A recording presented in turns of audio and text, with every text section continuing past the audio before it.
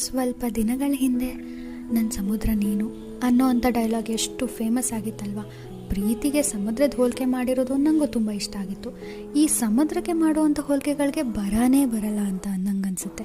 ಸಮುದ್ರನ ಪ್ರೀತಿ ಅನ್ಬೋದು, ಭರವಸೆ ಅನ್ಬೋದು, ಹಾಗೆ ಬಿಡ್ಸೋಕ್ಕಾಗದೇ ಇರೋ ರಹಸ್ಯ ಅನ್ಬೋದು, ಆಳವಾಗಿರೋ ಭಯ, ಕಷ್ಟ ಅಂತಲೂ ಹೋಲಿಸ್ಬೋದು. ಈ ಸಮುದ್ರ ತೀರದಲ್ಲಿ ನಿಂತು ಈ ಮರಳು, ಆ ಸಮುದ್ರ ನೋಡ್ತಿದ್ದಾಗ ನೆನಪಾಗ್ತಿದ್ದಿಷ್ಟೆ.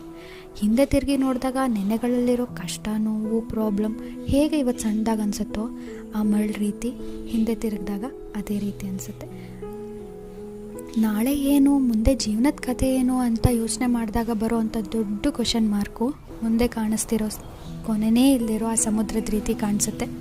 ಒಟ್ಟಿನಲ್ಲಿ ಸಮುದ್ರಕ್ಕೆ ಹೇಗೆ ಕೊನೆ ಇಲ್ವೋ, ಸಮುದ್ರಕ್ಕೆ ಮಾಡೋ ಹೋಲಿಕೆಗಳಿಗೂ ಕೊನೆಯೇ ಇಲ್ಲ ಅನಿಸುತ್ತೆ.